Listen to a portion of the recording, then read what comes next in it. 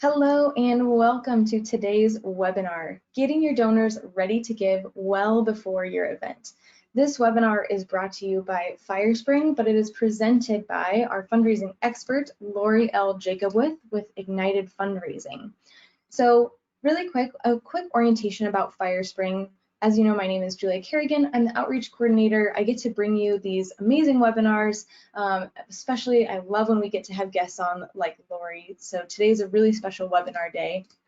If you're not familiar with Firespring, I want to give you just a quick overview of who we are and why we are presenting these webinars and why it's important to us. So just a quick overview, we do provide marketing and printing and websites to brands and nonprofits across the country and the world.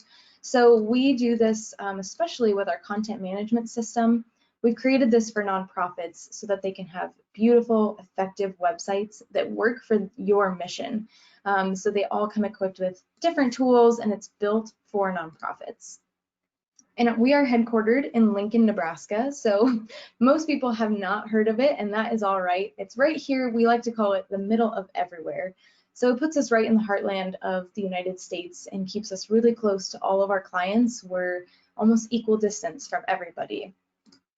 And at Firespring, we are a B Corporation. So while we are a company that works closely with nonprofits, B Corp really aligns with what we are doing and our purpose.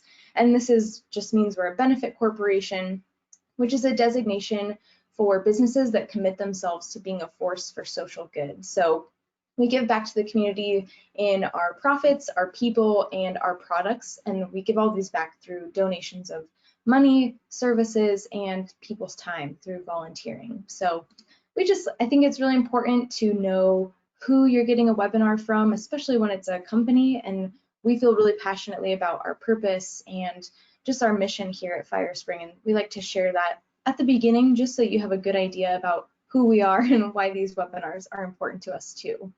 So I'm really excited today. We have our guest with us, Lori L. Jacobwith. She is a nationally recognized master storyteller and fundraising culture change expert who was named one of America's top 25 fundraising experts. Lori has delivered more than 10,000 coaching and training sessions that have helped nonprofit organizations raise $300 million from individual donors. Lori's proven strategies and tools teach staff and board members to share their stories powerfully and effectively to cause donors to give more. So she is the perfect person to give us a presentation on this topic today of getting our donors ready to give before your event. So without further ado, I'm thrilled to turn the presentation over to Lori L. Jacobwith. Lori, thank you so much for joining us today. Thank you, Julia. Thank you for all that you do and all that Firespring does.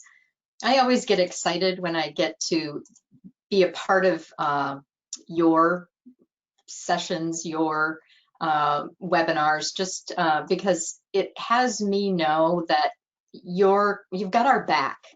You know, you're making sure that, no kidding, all of us out in the nonprofit sector, you're combing around the country for good content and relevant content and for people that can help. And so thanks for including me, and thanks for being you guys, and just appreciate being on the team in this virtual way.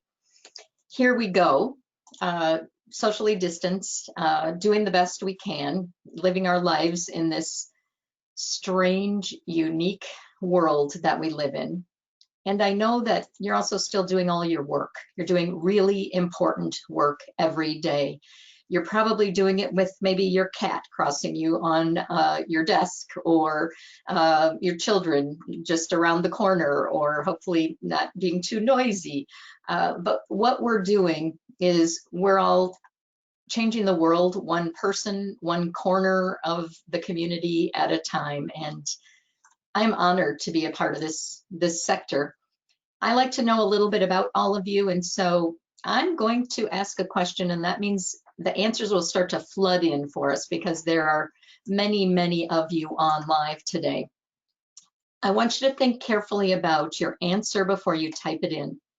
So I would like to have you describe the work of your organization in just one word that would inspire me to want to ask questions and or maybe even already give, because it's exactly that word that just ignites me, excites me. So go ahead and type in one word that describes the mission of your organization. And while you're doing that, I'm going to tell you just a little tiny bit more about my background. I live in Minneapolis, have lived here most of my life. I grew up wanting to help people, be of service. That's what I was taught in our family. I was a babysitter of 50 families in our neighborhood. I wanted to be governor of Minnesota and help lots of people. And I wanted to also travel a lot. So I told folks that I would like to maybe be a flight attendant. And when it's not a COVID-19 year, I am traveling around the world and I get to help lots of people. And the dollars that I've helped organizations raise are exponentially growing. We're actually at 400 million and counting.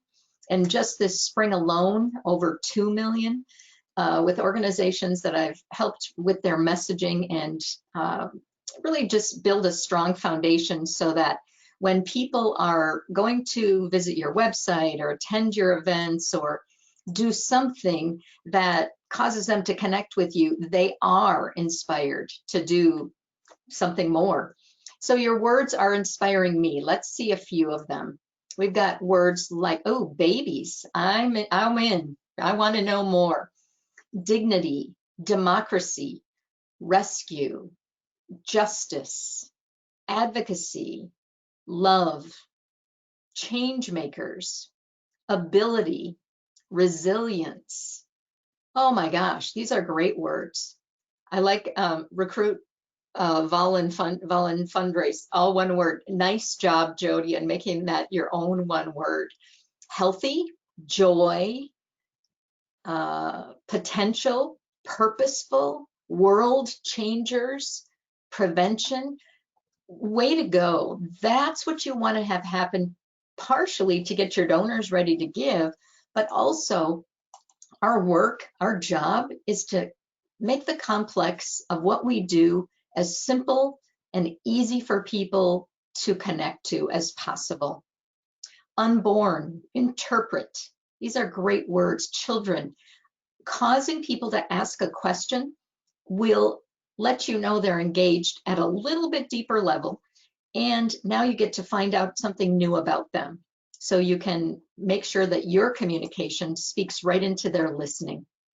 So one of the things I'm known for, I call it my secret sauce, is that I encourage, I cajole, I beg, I plead with you all to talk about money so you raise more. Do not forget to let us know out in the world, what does it take to do your work? And I have proof that it works. I have actually thousands of stories with the many, many organizations and CEOs and development directors that I've worked with. But the one that I like to share that sort of knocks people's socks off and blows hair back is I worked for about 18 months with this Habitat affiliate in Waterloo, Iowa.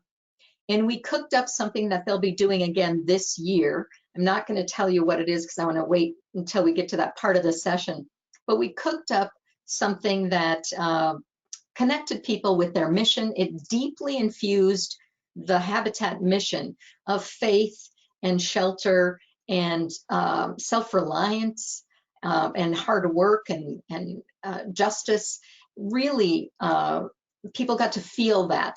And so when those experiences happened, people started to ask deeper questions, but they also were sharing specifically what it took to do some things in their work.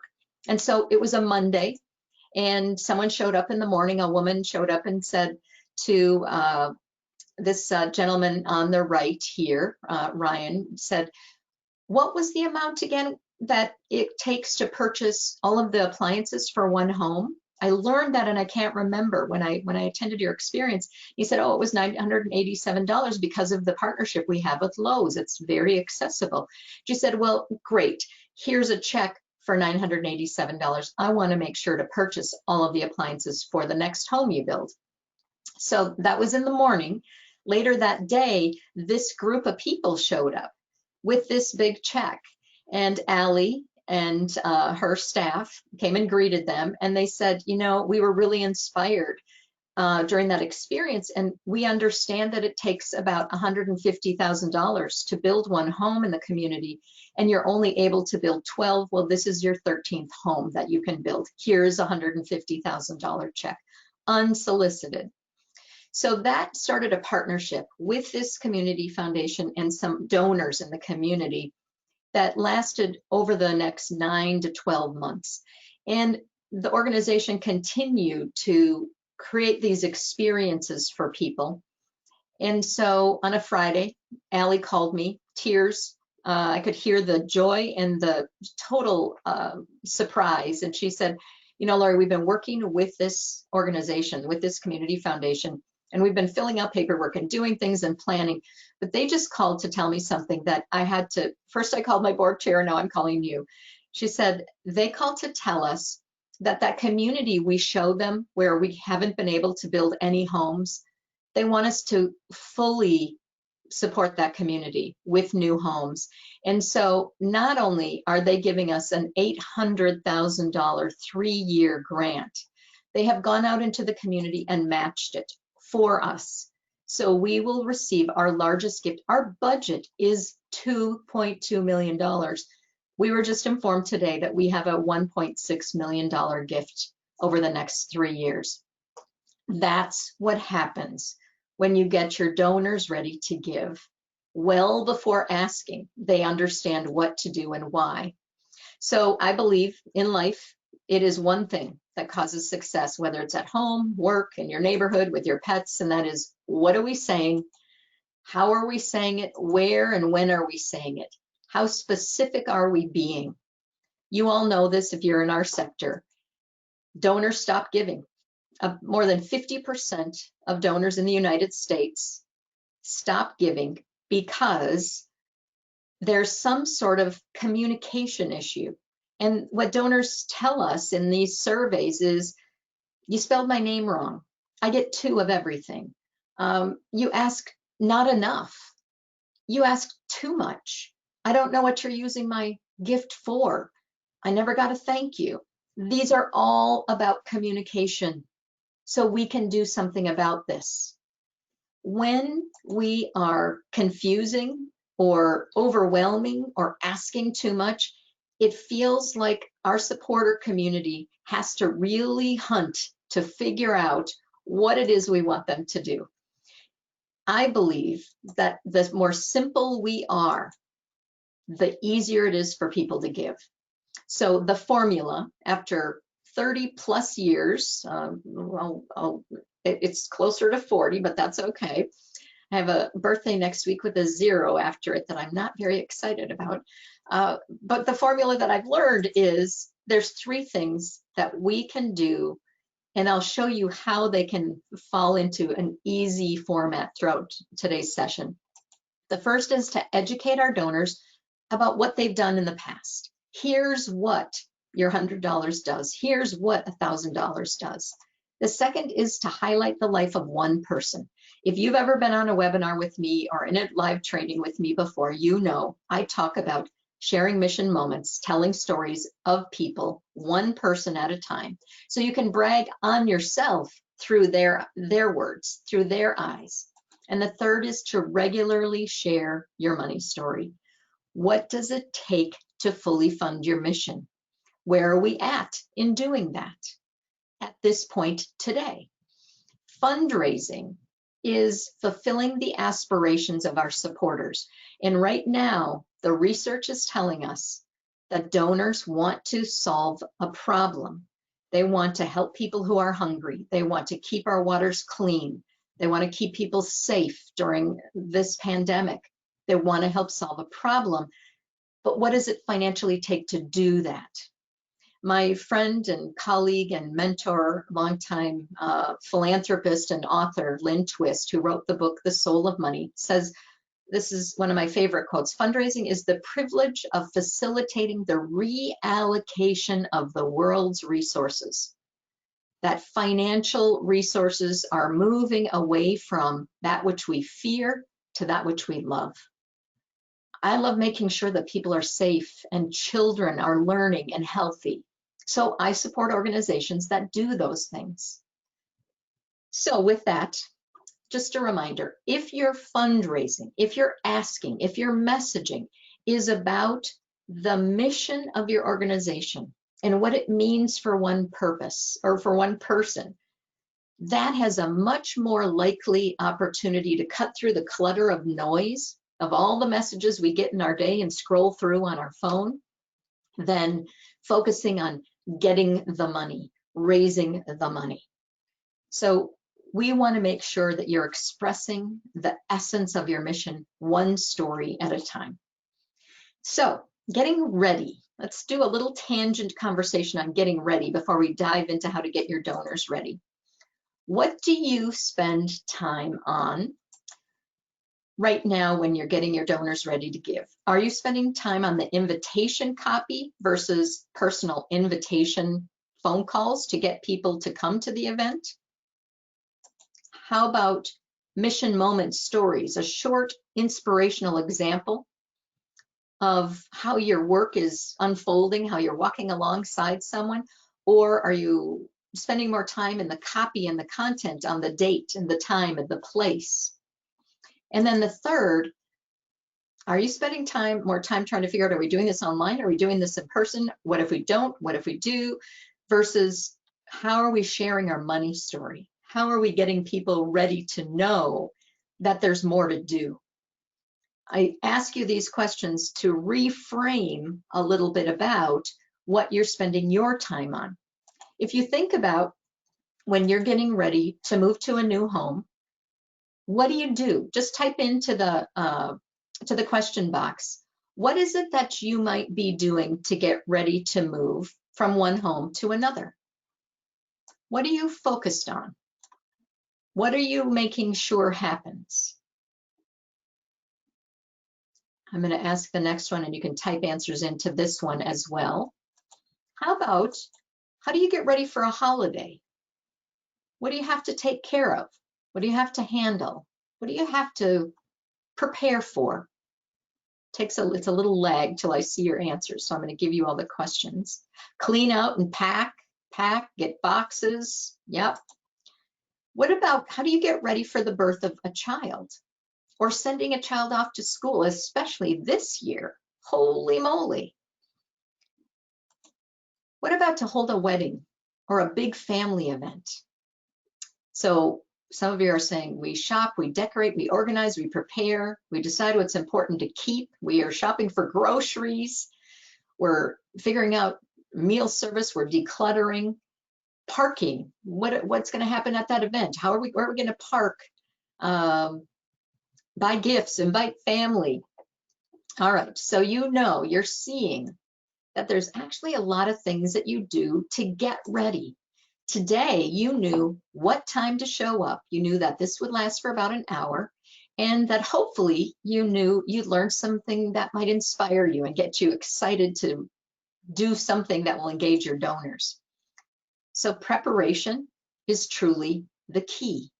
You cannot be effective in all of those big tasks that you have to do if you're not figuring out who's going to be there, figure out the invitation list, figuring out how we're going to fund this, find sponsors. There's lots and lots of preparation, but the preparation has to create more value to the outcome. So we're not talking about fonts and pretty invitations. We're talking about getting your donors ready to make a significant gift to you, whether that's $5 a month or $5 million or something in between. The common denominator for these activities is that you have to be prepared and to plan and to think about your messaging. So with that, let's talk about preparation. These are the ingredients that I believe it takes to prepare your donors to get ready to give. Clear, bold communication, sharing inspiring mission moments, making sure that you share regular money story updates. And if you're new to me in this kind of session, I'll tell you more about what your money story is in just a few minutes. And then the last is to create unforgettable experiences, whether those are virtual or on email or in a small socially distanced group setting, on the telephone, on your social media posts. They have to cause me to feel something unforgettable. It could be fear or frustration or joy or pride. So let's start with clear and bold. Every bit of communication that we have should lead to some sort of change, a change in understanding who you are, what you do, why you do it, why I should give, why it costs so much. If you think about the fact that you're communicating a lot with donors, I'm working with an organization right now, and we are barraging our community with too many emails. There is not a strategy for how often emails are sent. There is no such thing, I believe, as donor fatigue. There is uninspiring message fatigue. So we have to be thinking about the words we use. Helping us with our goal is not an inspiring way to talk to folks. It just isn't. You leave money on the table when you're using words that are about duty and obligation and feeling like you're asking every single time you talk to me. I show these words often because they show up on your websites, in your event invitations, on your social media, in your conversations. Please don't use words of duty and obligation. Use words of inspiration, words that cause me to feel something, and words that are specific and cause me to know you're looking for long-term partners and you're going to keep me informed about the impact of my gift. And then there's something that you do, some of you, and your staff or your board or your volunteers do it, and that is we use scarcity communication. You know, I believe I have had a couple of major illnesses. I had cancer twice. I'm very healthy now. I've lost a child. I've been divorced. I could look for all of the bad things that have happened in my life and focus on those. Or I could look for, I have a bike. I can go ride every day. I have a sunny day here with low humidity. I can look for things that cause me to feel some joy. And with the organizations that I work with, I always ask them, what is working? When we focus on hard and we can't and we don't have enough, we often will find more of that versus the inspiring possibility language. We're learning how to work in a virtual environment. We are going to do our best to inspire you from afar. We want to make sure that if we could make sure every child has an iPad in our community so they can learn virtually, we will. And we're looking for long-term partners, our very people who love us and love our mission. What you have to do is put a face on my impact and let me know what it takes to make that happen. How many volunteers, how many hours, how many dollars, and share clear messages. This is a newsletter, a print newsletter that I got, and it told me the story of Greg, a real person who lived on the streets in Sacramento, California, until he was in his mid-50s and then decided after 35 years of living on the street, he needed to get an education. He enrolled at the community college and then realized he couldn't study while living on the street. So he decided to find help, and he reached out to Volunteers of America, this organization. They explained in their newsletter that $10,000 for the year helps someone like Greg not have to live on the street in his tent. He spent his whole first year in community college taking courses from his tent, folks. If that's not clear and inspiring, and then having me know what it takes to do that, think about the invitations you are giving to people to learn more about you or to share your stories. You have to share clear messages so I know what's happening with my dollars in order for me to do more. When I went to websites of some of you that are here on the call today, and I go to your website or your social media always, you have to remember that first impressions matter. They do not take long. And if we're scrolling on our phone, we move past your messages on email or social media if they don't tug at me. Please don't yammer on about yourselves. You can talk about yourselves through the eyes of someone who is speaking about their feeling about your work, about how you walked alongside them. I say you want to share mission moments. Mission moments are short, inspirational examples about your organization and how your organization is helping make an impact for one person. So I'm going to pause for a minute and say, if you're an advocacy organization, you have an end user that advocacy work supports. If you are an environmental organization, I am one of your end users. There are community members who are end users. If you are helping to adopt or rescue pets, there is an end family or a child or someone who benefits from that pet adoption.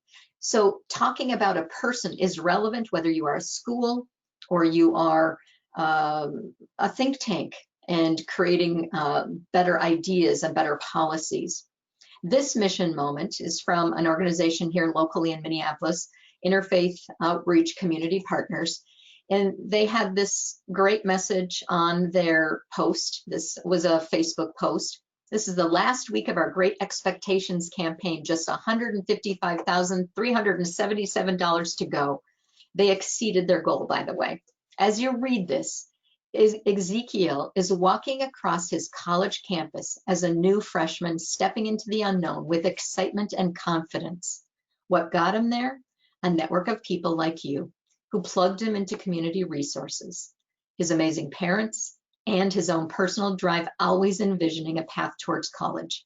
So they told us about Ezekiel before the event, and then they told us about him during their online messaging for their event. This is another beautiful story of Earl, who talks about being kind of lost, especially right now during the pandemic, and how remaining independent is really important to him. This was a post on the website of an organization that shares on their donate page what it takes to support one person like Earl. So they link to those messages well ahead of inviting me to give for their fall appeal or come to their virtual event. Your mission moment stories have to teach me a little something new about your services. They should inspire me about the work that's happening or how someone's life is different, how that person feels. And they should cause me to take action, like maybe even just asking you a question. You want to watch out, though, for uninspired and lazy mission moments. Not that any of you would share an uninspired and lazy mission moment, but I want to share with you an example of what I mean. So if you're getting me ready to attend your event and you've decided we're going to adopt what Lori says and we're going to tell a few stories to our attendees in the emails leading up to the event, this is a real story that was written by an organization that I worked with. Mrs. Lee is one of our subscribers to our theater series. She's been a part of our family, our theater family, for many years. Mrs. Lee loves the performing arts and rarely misses one of our shows.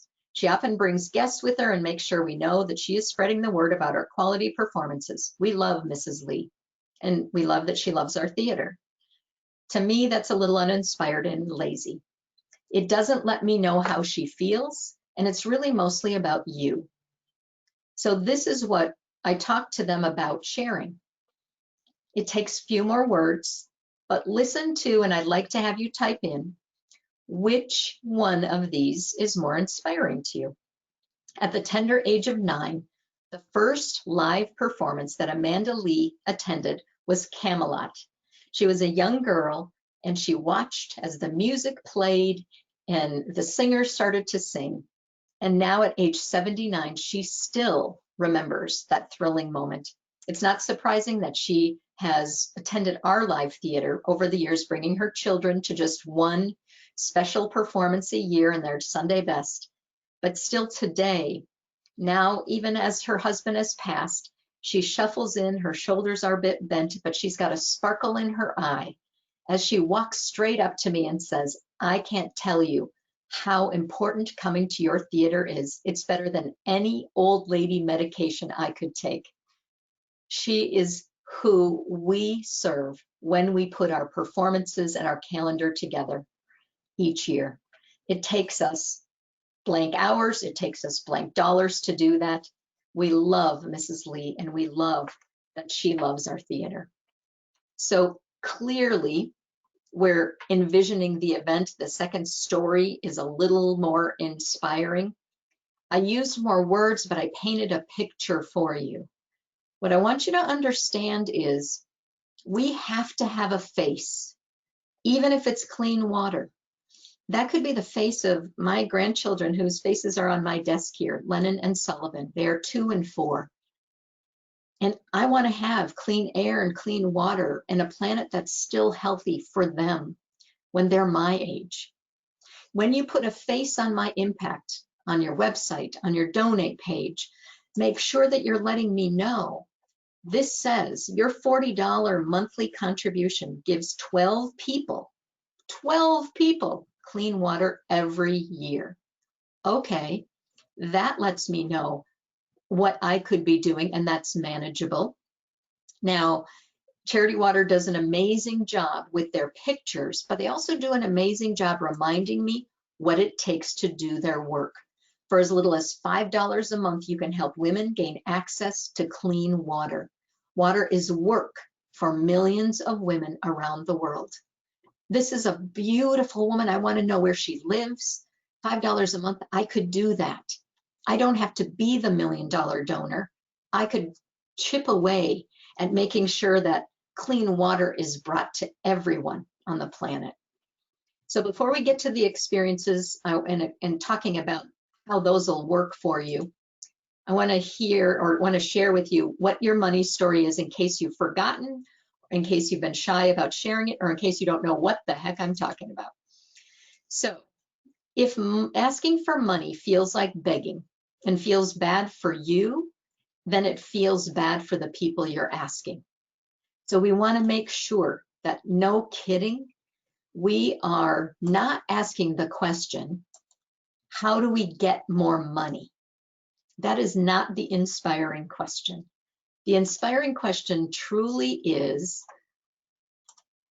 what will money make possible? How will money make a difference? I believe there are 4 legs to the table under your mission.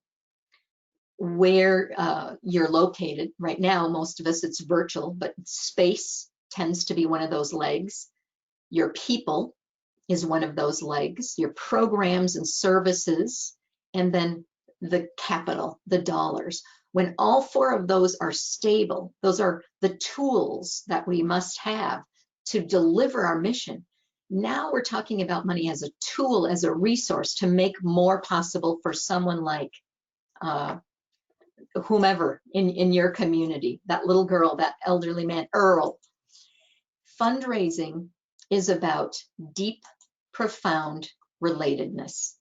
This is not about the font choice. This is not about the napkin color. This isn't about the venue even.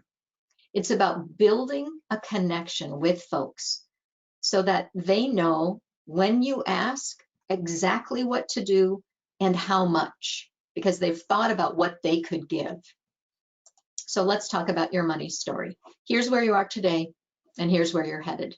You maybe have a larger goal, fundraising goal, than you had at the beginning of the year.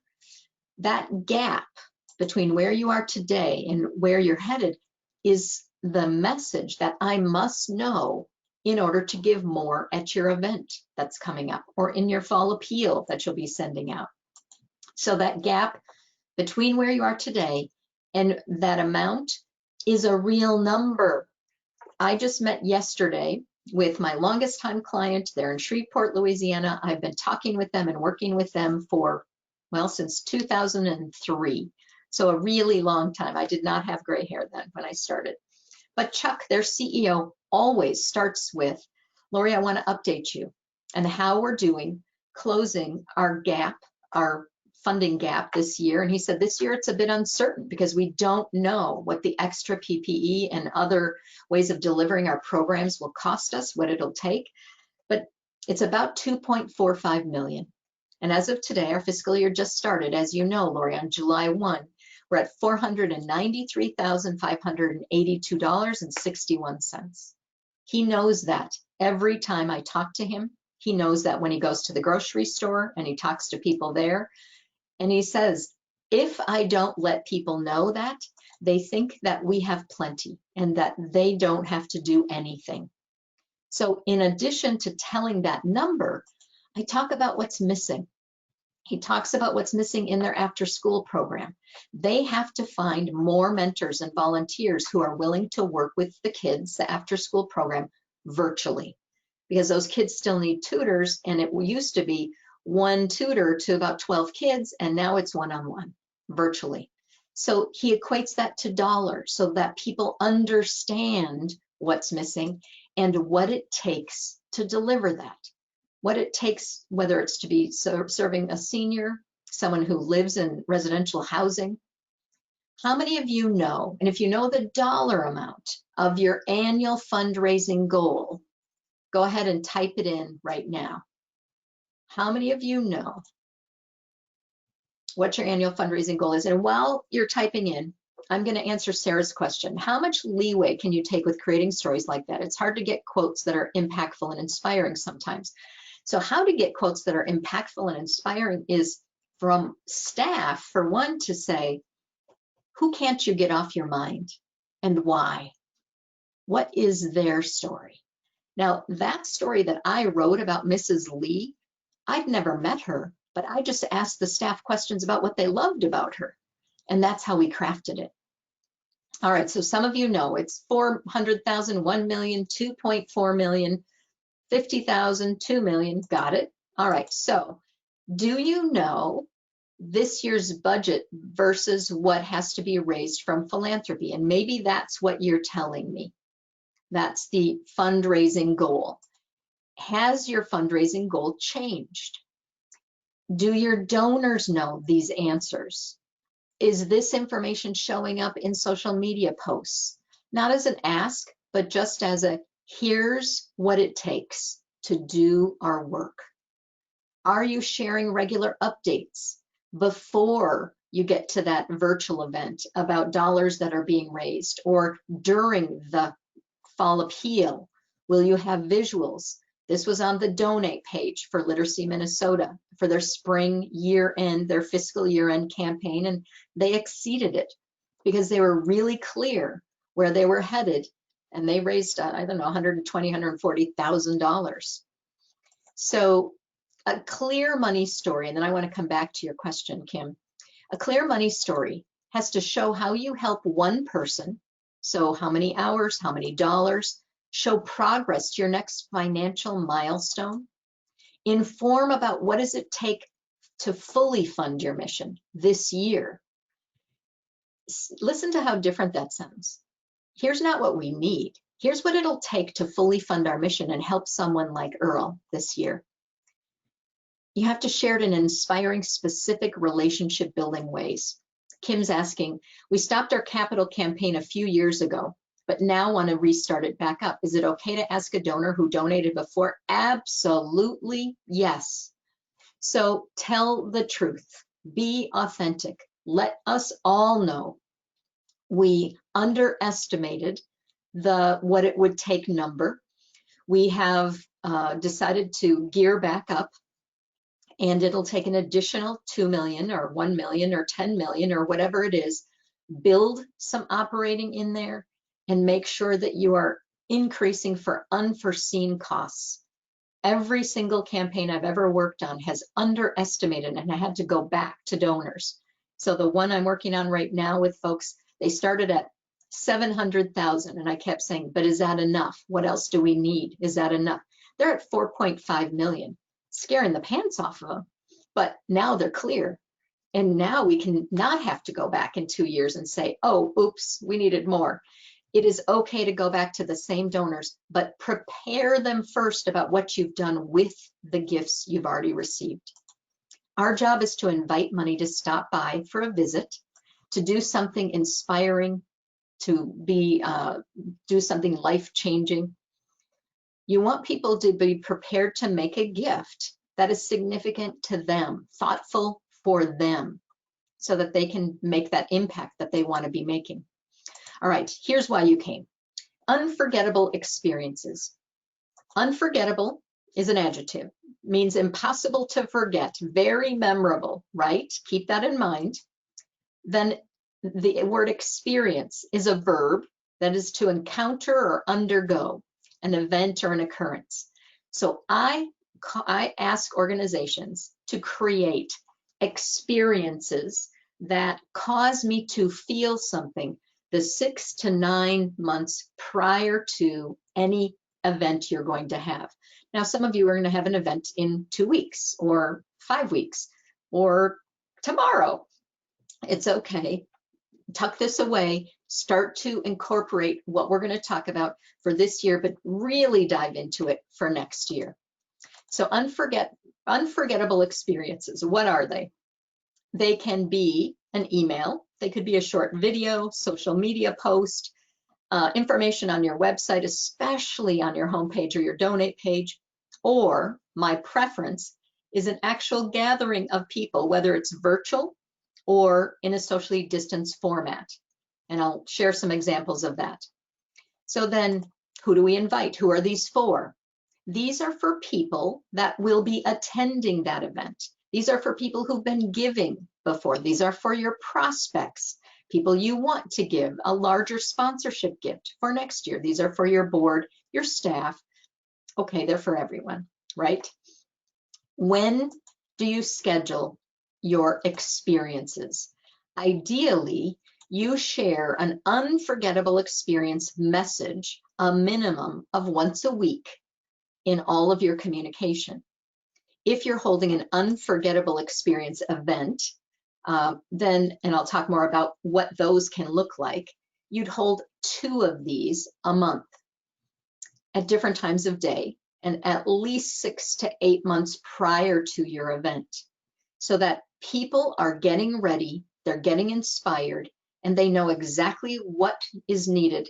Some of these experiences are causing people to give before the event, and then they're giving again on event day. Where do we hold these? Well, you can hold these, like I said, on social media. You can hold them live on Facebook, on Instagram, socially distanced ways. And I've got 2 fun examples for you in a moment. And then, of course, why do we do this? You already know why. We do this so that we're building a meaningful, authentic, trusting engagement with our supporters.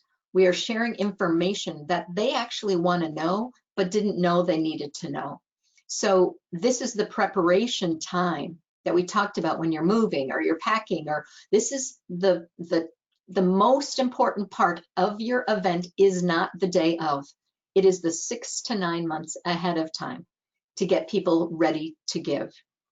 All right, so yes, it's okay to use stock photos and say, we're going to tell you about so-and-so, but you can also use body parts, hands holding, toes, hands coloring, gnarled looking hands. You can have me experience something from the kind of photo of a real person that you use. So the first is, this is what we cooked up for that Habitat affiliate down in Waterloo, Iowa. We did, in addition to coffee with the CEO once a month, we did something called a Sights and Bites tour. We rented, and we'll do this again this year, they rented a van, a large, coach, and they took people to 3 locations. They took them to a Habitat home that was under construction, one that was already built, and then to the community that didn't have any homes yet that they wanted to build in.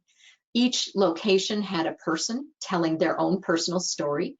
Could have been a volunteer, whoever was there that day. In some cases, it was the owner that was there doing their sweat equity. But they made sure that we got to hear what it takes financially to build that home, what it takes to buy a box of nails, what it takes to purchase the appliances. And they started to get checks, as you saw, for dollar amounts different than they ever had before. This year, what we just cooked up 2 days ago when I talked to them, they're planning to rent the van, and they don't know how many people will actually show up. So in addition to having people be in this large coach van, they will have it be a drive-through experience on a certain day at certain times, where they will have the testimonial person have their story written out and can hand that socially distanced to someone in the car. They will have a fact sheet with the what does it take. They will have a blessing and a prayer, so people can drive to the 3 locations and still get some of that experience. I love this because it's visual and people are actually looking to get out of the house right now. If you can't do something like that and have us drive by the river or see the pets that need to be rescued, then there are ways to do things, of course, online. So the folks down in Shreveport did, they do monthly tours of different programs. They call them Hope Begins Here. And they held their first one back in April, on April 1st, and 47 people joined them. I was one of them. But they had people from Minneapolis to Hawaii and there in Shreveport. They normally have 8 to 10 people come to these once a month. They told a story. They had a teacher, a principal talk about the classrooms. They showed some pictures. They're now updating and engaging these in a little bit different way than they have before. Yesterday, we held a Rebuilding Lives experience, a virtual donor event in advance of the October 7th event that the Center for Victims of Torture here in Minneapolis will hold. This will be their first virtual fundraising event. They raised $740,000 last year. So our goal is to raise $1 million at this event this year. They have a philanthropy goal every year of about $25 to $26 million. So this event has to do well. So every month they're taking us to at 2 different times to one location where they provide services. And then we're doing it virtually. So yesterday, they took us to Georgia. Last month, we went to Ethiopia. And next month, we'll be going to Jordan. These are table hosts, guests of table hosts. This is nothing that costs any money. It lasts 20 minutes, very short. And we have requested that all of the table hosts invite their guests to attend one of these Rebuilding Lives experiences, just one of the 6 that we're offering this summer before October 7th. What happens in them? We share what it looks like to be walking through the doors in Georgia at their healing center or in Ethiopia. We make sure to tell some history, some stories about the local climate. I did not know that Georgia, the state of Georgia here in the United States, is the Ellis Island of the South.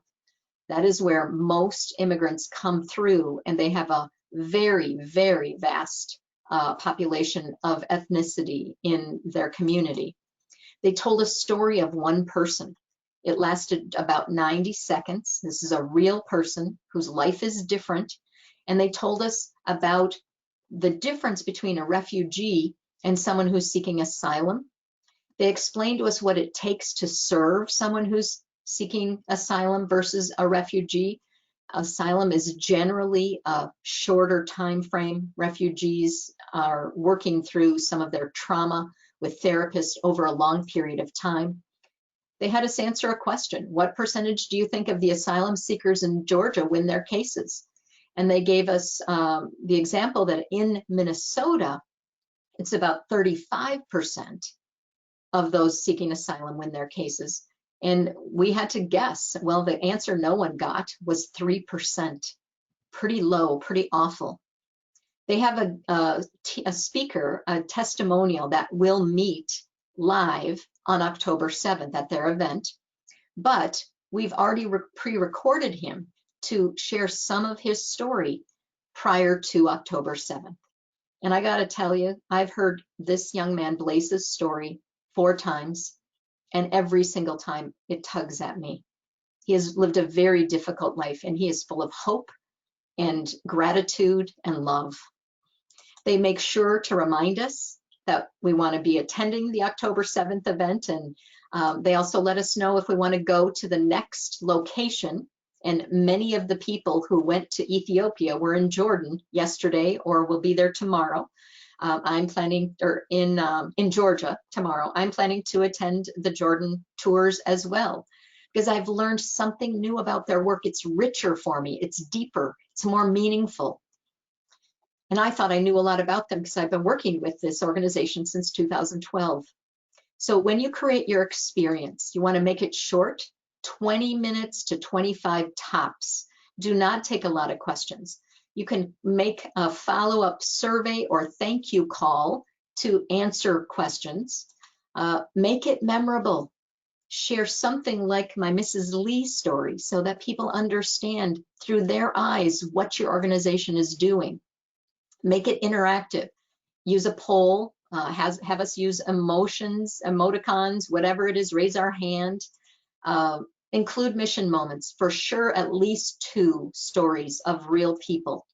Have to include your money story multiple times. Tell us what's different about it. We've had to increase because of uncertain cost. And then there's the technology. People are forgiving about technology, but have someone who manages your technology, who really does take care of moving the slides back and forth and all of the things that have to happen. Don't have that be a person who's speaking. So remember, preparation is the key. You are getting me ready by sharing clear messages. You want to think about, how do you want me to feel? So inspire me in some way. Explain what your money story is and have me want to learn more and ask you questions. I've got a checklist, a very simple checklist, and we'll share the link with you in the follow-up email. But it goes through more things than I just talked about, so that those experiences that you have, that you create for others, are really memorable. So they are ready to give $1,000 or $10,000 or $5 a month, because you've explained to me what that will do. All right, so I'm sure there's some questions to answer, which I will do. But what I'd like to also do is, while I am answering some of the questions that you have marked for me, Julia, I want to have you type in, what did you just learn? And how will you use what you learned? So you type in, and I will see if I can't hold on to these questions here. What cultural background not have influence over donors to give before the event, where donors would like to see the reality and success of the event? I'm not sure what we're asking. How could we resolve that environmental impact? Enoch, I need more clarity. And you may want to get with me offline, because I'm not clear on your question. I want to help you. Would cultural background not have an influence over the donors to give? For sure, some cultures don't give as much, but we are about raising awareness, so they may talk to others about you who are prepared and ready to give. So let's maybe do some follow-up on that. How do you do something like a Sites and Bites when your organization doesn't have extra money to rent a bus or pay for the experience? Then do a virtual. Do not have people in the van. They get it donated from someone in the community. They don't pay for it either. And this year they won't have food that they're sharing in the van, but they will have, some organization has said, if you want to stop by afterwards, you get a free coffee. But have a drive-by. And it could be, have a drive into your parking lot and have 3 different stations set up for people to learn. Let's see, what else? How do you do a mission moment focusing on one person without exploiting that person? You know, first of all, we're asking for permission. We are always honoring the person's story, and we are telling the story through their viewpoint and their words. If the person does not want their story told, we do not tell their story. We are talking about the folks we're walking alongside. We are not rescuing anyone. So your work is about making an impact for real people. That is not an exploitation. That is an update on what my dollars have made possible. I hope that helps. All right, so let's see what you're typing in about what you've learned and what you're going to do differently. Oh, I don't see anything. What have you learned, folks? We have donors from all over the country. Let's see. I love the virtual. I'm gonna scroll back because I missed some. We have donors from all over the world. I love the virtual events, not just to raise money, but to share information. Good. I've been in the webinar world since March. This is the best one yet. Thank you. Yes, you want to share your information in ways that people can access, and do not take longer than 20 minutes. People are too busy right now. Is there a way to have an unforgettable experience without a recipient talking? You bet. It can be you telling how you felt when you saw them do something. Talk about the feelings you have then, about making sure that when you walk alongside them, they're fully served. I'll use the information for our grandparents raising grandchildren program. I look forward to getting the handouts ready, and keep it simple. You can use stories, but you don't need exact quotes. Nope, you don't. By sharing authentic stories, it also helps create experiences. You bet it does. Share more of our money story. It is not about getting more money. It is about what impact will the money have. Great. I need to find a way to edit my executive director when storytelling. You know, that's a great comment. Not everyone is a good storyteller. And so you might say, could you just tell how you felt when you met that person, and I'll tell the rest, or I'll read from their story or something. Learned a lot about the language we use when talking about our organization. Love the suggestion, and have some ideas for continued sharing of how donors' money has impacted. Awesome. It sounds to me like we have made a good impact. What I want to make sure you remember is people will forget what you say and what you do, but they will not forget how you made them feel. You can stay connected to me through social media, or I have a new website, looking for feedback on, is it easy to navigate? Are you finding what you need? But I invite you to go raise tons of money. And I will turn it back over to Julia. Thank you so much, Lori. This has been incredible. I'm loving reading all the feedback in our questions panel from everyone and what they've learned today, and I think it just speaks volume as to the value that you bring everybody in this webinar. So thank you so much for all the time that you've put in before this and everything that you've done today. It's been so wonderful. And with that, I will just say for all of you tuning in today, thank you for joining us for the next hour, or this last hour, and we will be sending out an email to you with all of the materials that you saw today and a link to Lori's website. I highly suggest signing up for her newsletter if you haven't already. I always look forward to that in my inbox. There's always so much great information in there. So be on the lookout for that in your email today. And I know that we both hope to see you again in the future on another webinar. With that, have a great rest of your day, everyone. Thank you. Bye-bye, everyone.